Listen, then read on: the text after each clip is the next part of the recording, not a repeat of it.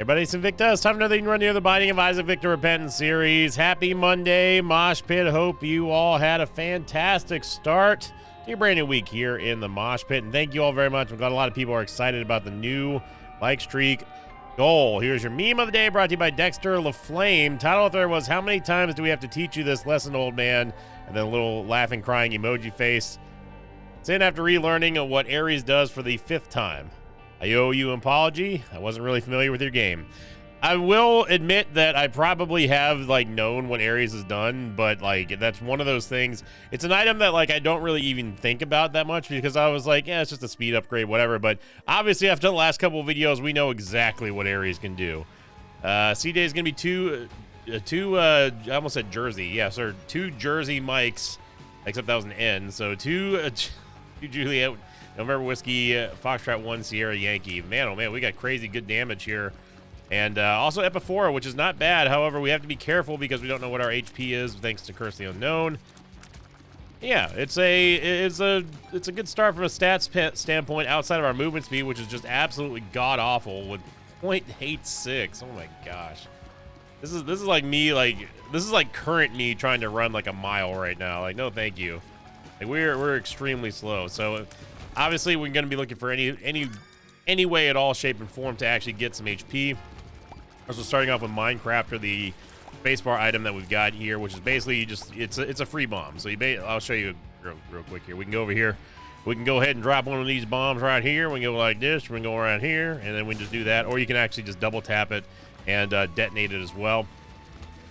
There's our secret room to the right of here. So yeah, I mean, Minecrafter's okay. I don't hate it. It's just it's just another repeating item basically that we have in the game, and it's just a single charge. That's all it is, just a single charge remote detonator. That's about it. But again, in a bind, it can give you some good damage. It can give you a bomb if you need it.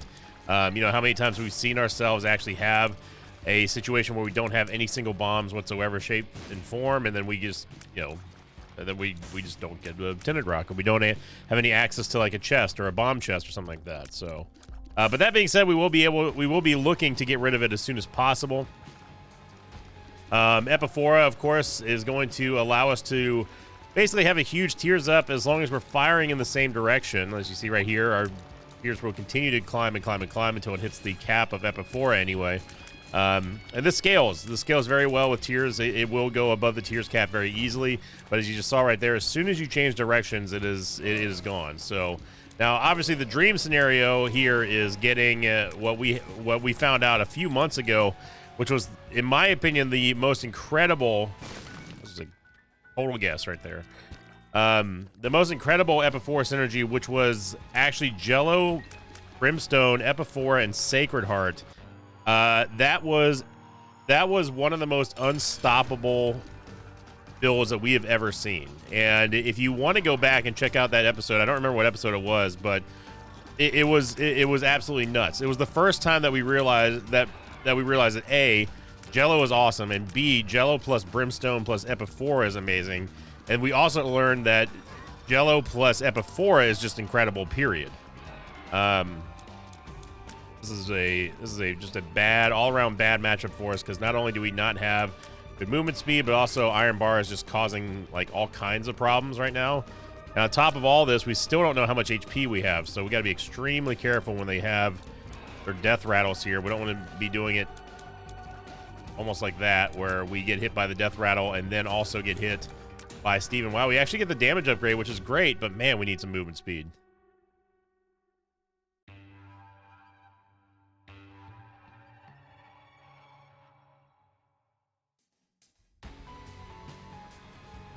Yeah, so we do have a Soul Heart, which is good.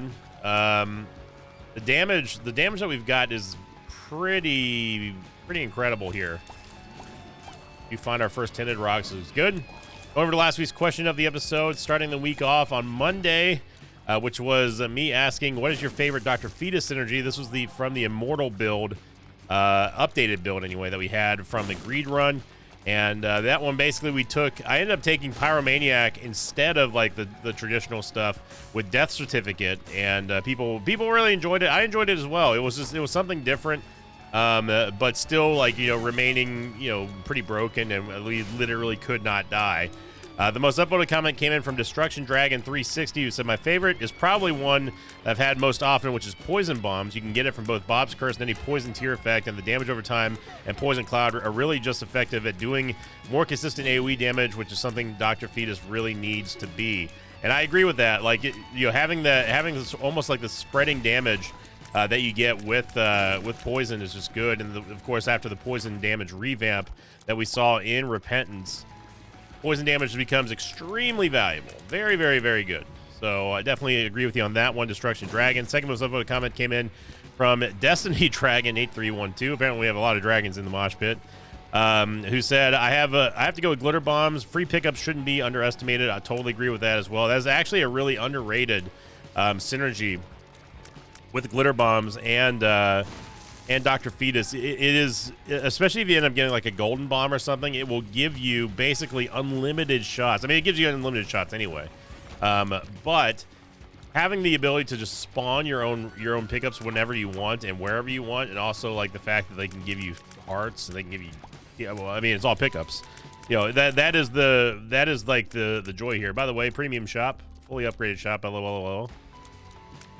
And last but not least, the third most upvoted comment came in from Copper Sizemore 4725, who said, "Got to be Sad Bombs opens up the door for a ton of other neat synergies as well." Yeah, Sad Bombs is definitely, I would say, up there for me. I really enjoy having that poison damage though. And another one that I will say that you know, it is a little bit more dangerous, and by a little bit I mean a lot more dangerous, but it does actually slap a lot of bosses. That's going to be Bomber Boy. You just have to be real careful with that. Now, if you put Bomber Boy and Mr. Mega together and you don't have any kind of explosion damage or immunity to it, or like, you know, you can heal off it like with Pyro, then it's probably not a good idea. But, you know, Dr. Fetus, you know, I will say this, if the opportunities present themselves, I will take Dr. Fetus if the synergy makes sense. Dr. Fetus by itself is not, in my opinion, all that great. It used to be one of my favorite items. Yeah, that's what I was just waiting for there. I can't believe we dodged that after having our movement speed. Unfortunately, right now we don't. Epa 4 is not able to really start popping off. There we go. That's what we want. To get a Tears Up, but man, oh man, and I'm fine with Tears Up and shot speed up especially, but we really need movement speed, and that's going to do it for us right there with the Mark. Gonna give us movement speed, gonna contribute to the Leviathan transformation, and also give us a soul heart and damage up. So the Mark is really everything that we wanted to have. No idea where our secret room is. It probably is in the elbow over Meow. Maybe. Is it blocked? No, it's not blocked. But it's not there. Yeah. Was there a key? No, it was a bomb and placebo, wasn't it? Okay, so it might be, no, it can't be there either. I don't know. It might also be to the right of the vault. That's something that's a very Isaac thing to do.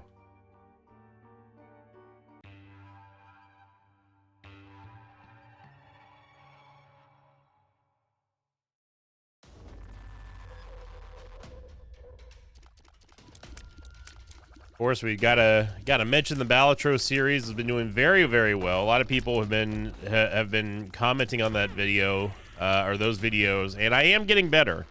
I still am not very good at the game overall, but since the last video was recorded, and I don't know at this point, at the time of this recording, I don't know what the last Balatro video was, but since the last video was recorded, I've gotten a lot of wins on other decks and like unlocked some stuff. So, you know, I think that, and it parallels with Isaac too, because there are a lot of times when people ask me like, hey, how do I progress in Isaac? What's the best way to get better? Blah, blah, blah.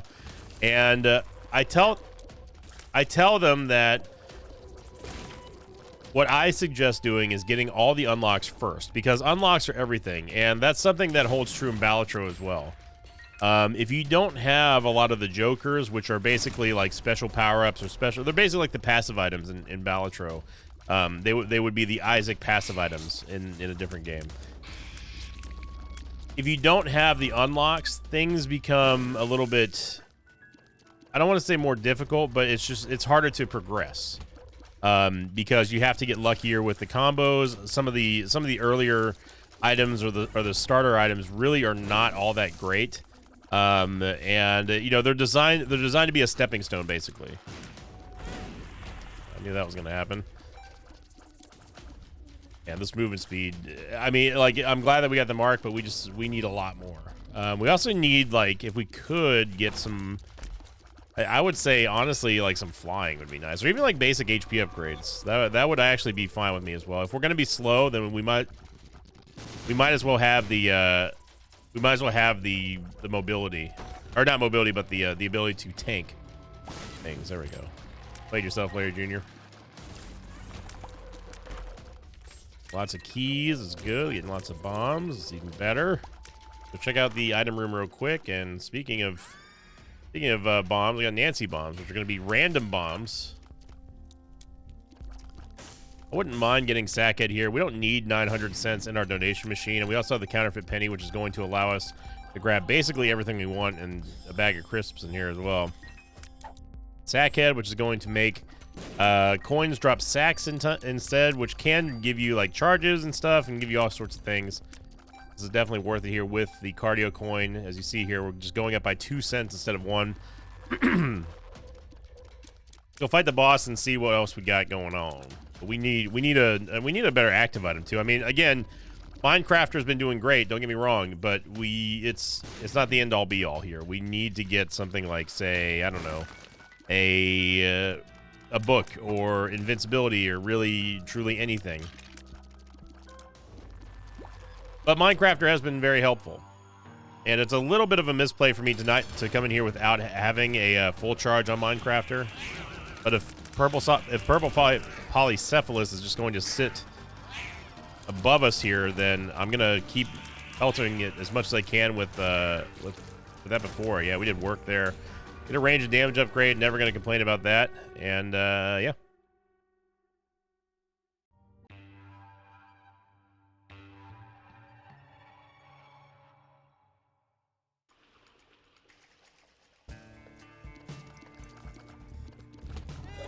So yeah, so I think a part of the reason why I've been struggling in Balatro is just because I don't have the upgrades. And again, applying it to Isaac here, you know, you're going to have more exciting runs, you're going to have better runs and easier times winning when you have more stuff in the game unlocked. And it absolutely holds true for Balatro. From everything that I have unlocked thus far, do you have access to this heart? I mean, yeah, we do. So we can go in the curse room here, no problem at all.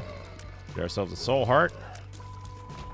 Now what I'm going to do is I'm going to place Minecrafter here, and then I'm going to deliberately take damage on the curse room on the way out and then grab the soul heart before the iframes wear off.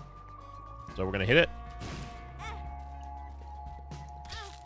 Good job, Invicta. Way to go. That would have worked had we like had any other amount of movement speed.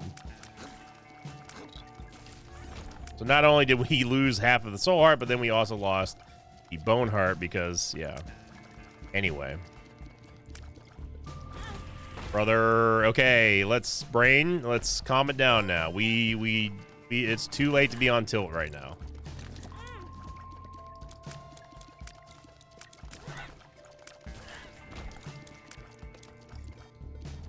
This is trash level play right here.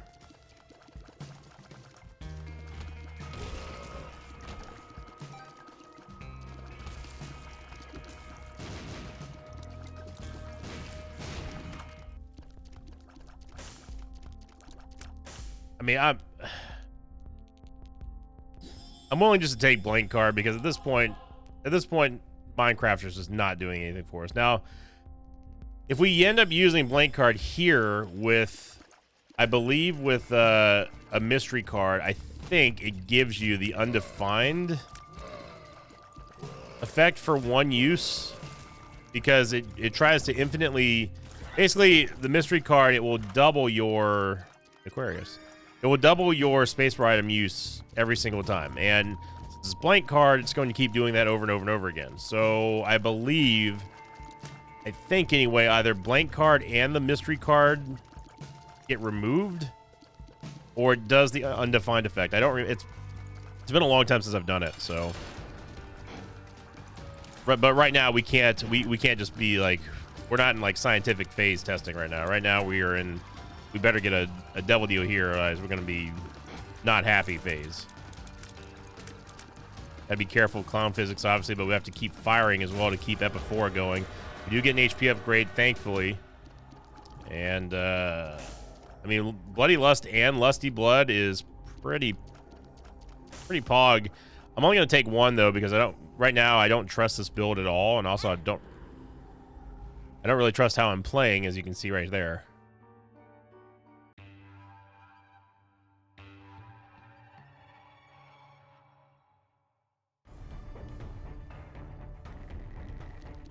Getting lucky on the no curses. Unbelievably, we still have a chance for boss rush here. And that's really built on the fact that we have a good amount of damage. That's the thing, is like our damage, especially with Lusty Blood, is going to be good. Our tears rate at the base level does need a little bit of help, but it's not untenable. Gotta be careful of Nancy bombs there. We're gonna get a free Devil Deal chance upgrade. Also haven't seen a whole lot of sacks either, but we absolutely need to get more movement speed. Mark it was a great start, be sure, but we need more now. Gotta be careful with troll bombs coming out of the sacks. The reverse Emperor card. I wonder what happens. Surely this is gonna be a 12-room cooldown. There's no way Blank card gives you anything less than 12 for this. It just gives you 2. Is that just because it's just a teleport after we? It's not going to infinitely spawn bosses. I know that. Because that would be amazing if it did. Just a movement speed upgrade, please. What happens if I use it again, game? It's going to be a teleport, right? No, it just takes you to that room. Okay. Yeah. Well, I mean, you know, here's what I'll say about that. It's not bad value to get an extra boss room item, especially if you have like a good build that you can just dispatch the bosses really quickly. So it's better than the mystery card, question mark, I guess. Need to get some more movement speed.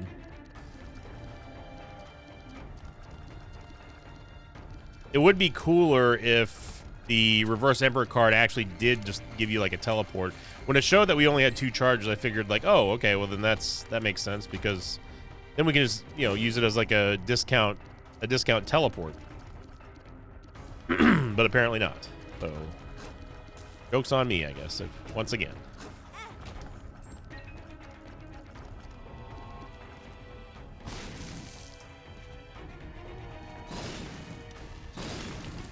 Ace of Clubs is not great here. I mean, we can use it in this room.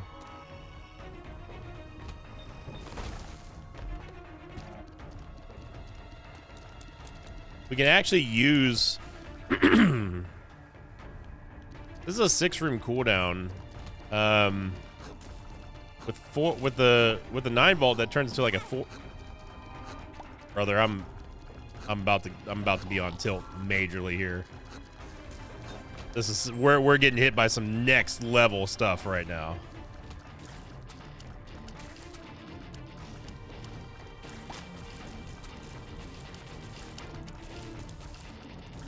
There's a Tinted Rock here.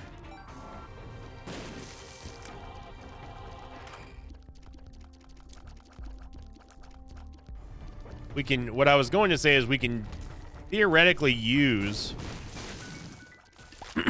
this Ace of Clubs to clear 2 rooms every 4 rooms. Assuming that we go into like a double room or something like that. But I still like the idea of us having having an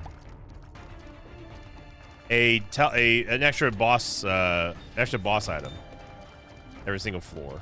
I heard a golden bomb somewhere. There it is. Not that we need it, of course, but we'll just take it anyway.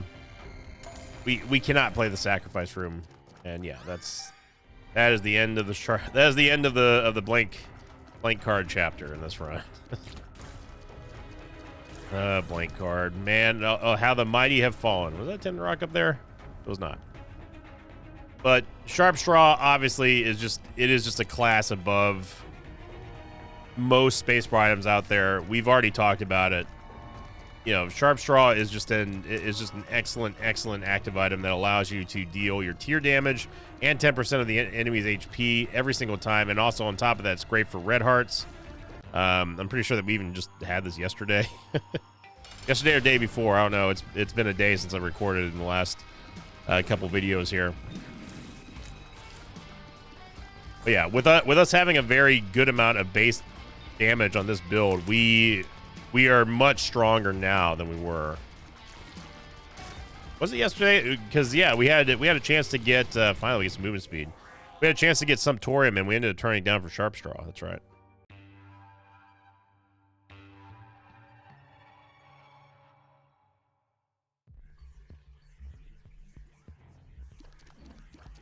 I'm going to use. We're not going to make boss rush. All the putzing around looking for the item room basically ended that dream. Now, Mr. Fred is basically the perfect boss for us here with Sharp Straw and Epiphora, because we can do damage with Epiphora, and then when we need to back away, just wait for Sharp Straw to charge. We can just do that. Now, remember, something else that we have of an aspect of this. Well, there's Tender Rock here. Another aspect of this build that I haven't talked about yet is the fact that we have the 9-volt. So we have a supercharged Sharp Straw right now, which is going to charge up way faster than usual.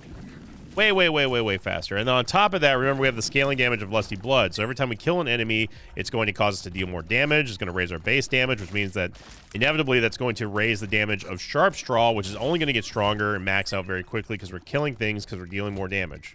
Got it? We're killing things faster because we're dealing more damage thanks to Sharp Straw and Lusty Blood. So, and then on top of that, a deeper layer in all this is the fact that we have 9-volt, which is going to allow us to use it even faster. So it really is a fantastic time for Sharp Straw to have dropped for us in a run where, you know, it wasn't necessarily a horrible run, but we weren't playing as good as we needed to. But notice, I mean, we have already vastly improved our position here with having a movement speed upgrade. But this was even before we started thinking about the benefits of Sharp Straw. Just movement speed is everything in Isaac. Other than tiers raids, that's what I'll say. You know, damage is also very important. I mean, all stats are important, but if you can't maneuver and you can't dodge, you're not going to win. You know, and what it comes down to is that it's almost like a descending scale of movement speed, and then a rising scale of skill level. Like if you have really bad movement speed, the dependency of your personal skill level goes way higher, exponentially higher, I would even say, because you're forced to make, you know, harder dodges, and you got to dodge projectiles, everything. By the way, full clear, and that's just how it goes. So the faster the movement speed, the easier time you have to dodge, and the less you have to really rely on being good at the game in order to, you know, to sneak a win here and there. But ideally, you want to have around, my preferred amount of movement speed is 1.55 to 1.75. Totally useless Soul of the Keeper, but we'll take it anyway. You never know. I'm going to hold on to this Hermit card just because we might use it for a quick teleport or something. Just to get down to Polaroid Invincibility if we ever find the boss room.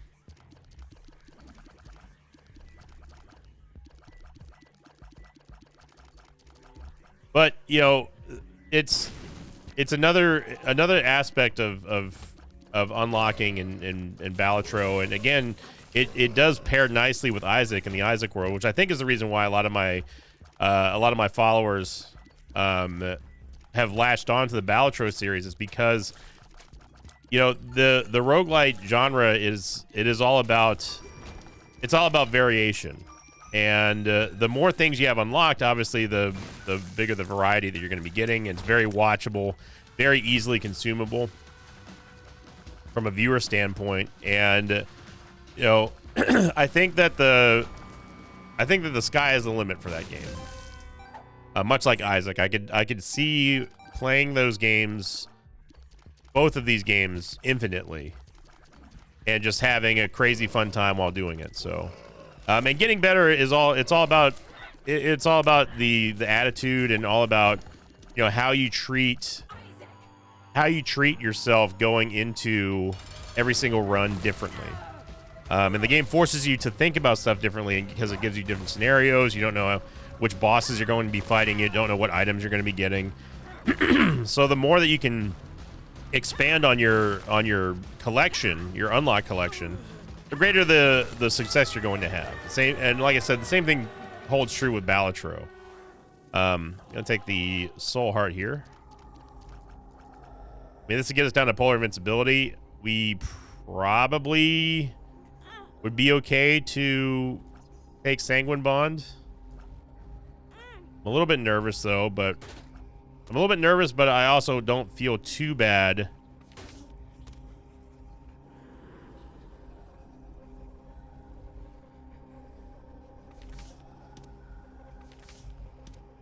Strength card doesn't do anything for us here. It benefits us to actually take Sanguine Bond to get down to Polar Invincibility. I mean, we can take the Strength card, but I'd rather have the teleport, to be honest. So I will tap this a couple times. Oh, we got a Soul Heart. Look at that.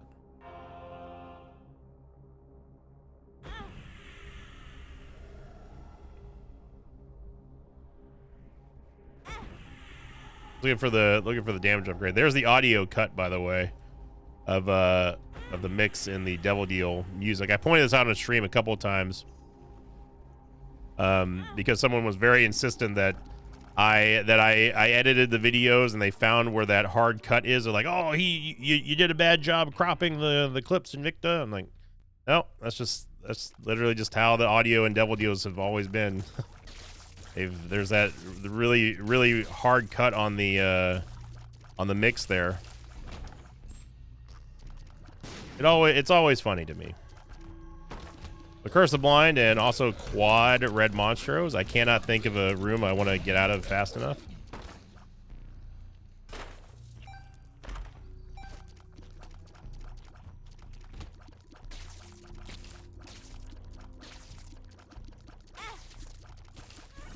I don't know how somehow that eye always manages to hit one final shot every single time I get into that room. It's always the last shot. It's almost like in every single room, it's always the last shot that we get hit by. There we go. That's what we need to do right there. We need to front load some damage with our tears and then go in and blast them with Sharp Straw before they can even get a chance to do anything.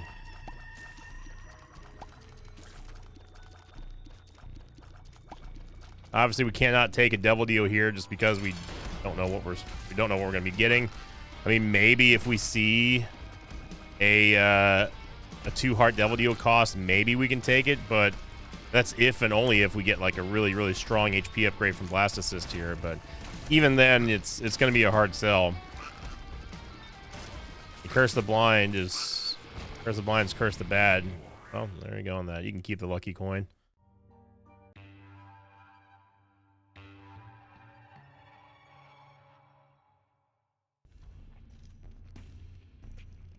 That is one thing that is getting annoying about Balatro is it has a very big problem, a very big risk of rain problem, where you have this build that is really good. You've spent like over an hour on it, like trying to perfect it, and you get lucky, you get like really good synergies across your jokers and everything, and then all of a sudden the game can just throw a boss at you that completely disables your entire deck.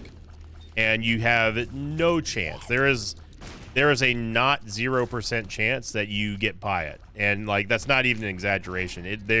The game puts you in too many unwinnable situations when it comes to boss blinds that directly counter your build, and it happens quite often. Oh, we're just getting tossed around like a party favor right now. So that is one thing that does annoy me about the game, and it's not worrying because I'm sure that local Thunk is aware of some of the frustrating aspects of the game. But I mean, that's also part of roguelites too, right? But it happens. Okay, let's stop taking damage. It happens way too often in Balatro. I've got about maybe like almost 40 hours in the game by now, and I've seen more than a few. We didn't get a double deal anyway. More than a few runs get totally bricked by a late game boss blind.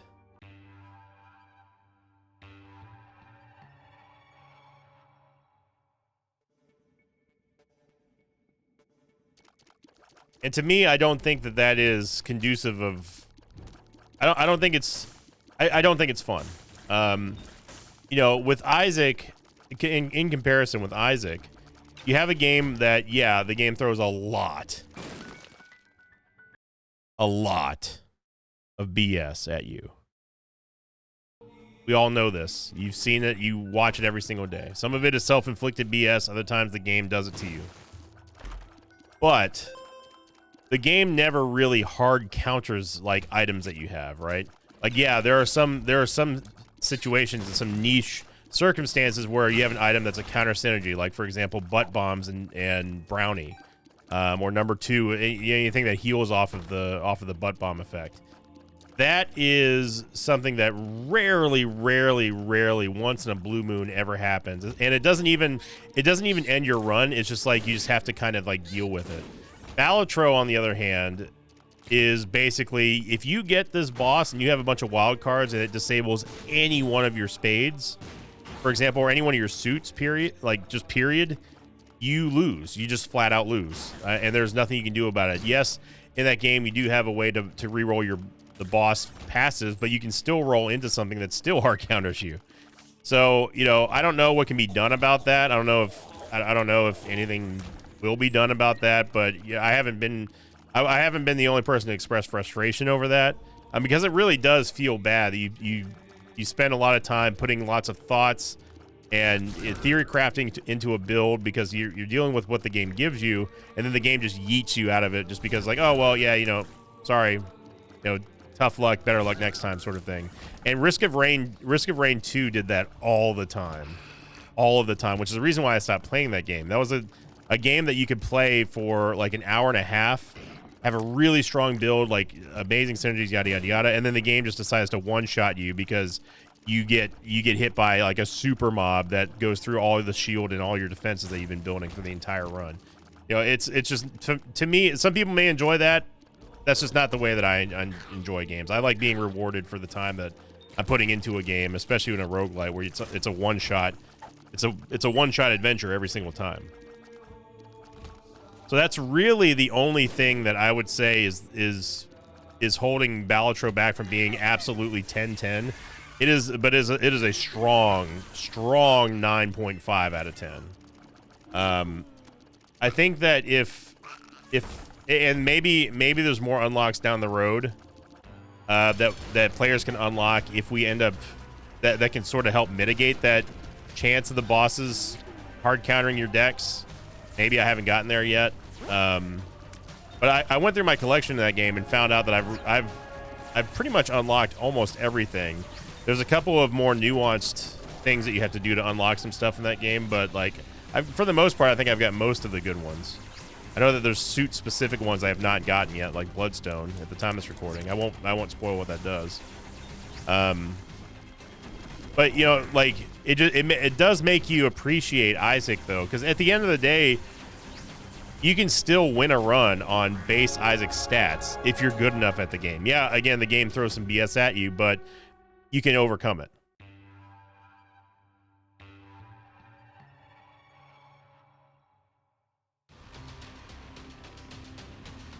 All right, Hermit card. We only have 3 HP. Well, I mean, it does ruin polar invincibility, and it also destroys our movement speed, but it's fine.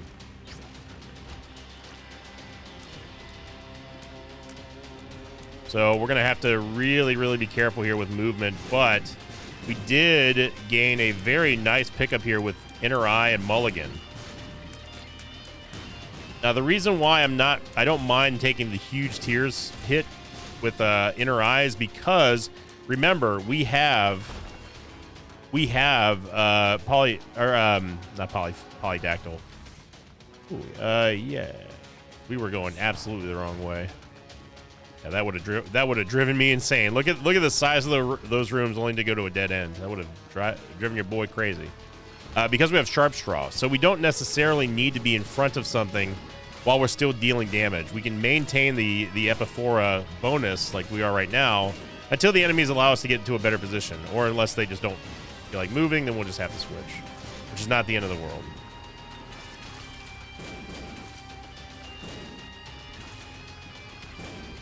And it also gives us another hit from death, which we definitely needed. There's no way to skip that big room up there. We're gonna have to clear 2 rooms to get to it anyway, so it doesn't matter if we go through the secret room or not. I will play. We have plenty of money, so, and actually this Demon Judgment can get us back down to Polaroid invincibility status if we end up getting a half heart somewhere. Actually, we do have a half heart. It's in the other room. So yeah, this is great. And there's a half heart right there, so we didn't have to go to the other room. Fantastic. Now just give us another HP upgrade here, Judgment, and we're home free. Oh, baby. We're going to get a Polaroid invincibility proc off of that hit there. We can run over here and grab this one. Because one thing I'm not doing is there's no reason to lose soul hearts at the Demon Judgment right now. We're better off looking for other red hearts and then coming back here. Okay, so that gives us second Demon Judgment. That gives us another tap here on this Demon Judgment, because now, thanks to Sharp Straw and that half heart that we procced, we can now once again get another round of Polaroid taps here on the Demon Judgment without having to lose a soul heart. And we get Euthanasia, which is, we're firing lots of tiers and multiple tiers, so it's not terrible, but it would have been a lot better earlier in this run. Let's put it that way. Because obviously Euthanasia cannot execute bosses unless they're like already almost dead anyway. Another HP upgrade here. And let's go check out the secret room. So we have there is absolutely zero reason for us to go into that room north of us currently. Because we're going to have to clear the big room anyway, so it cuts down on the risk. I'm going to fully charge Epiphora real quick.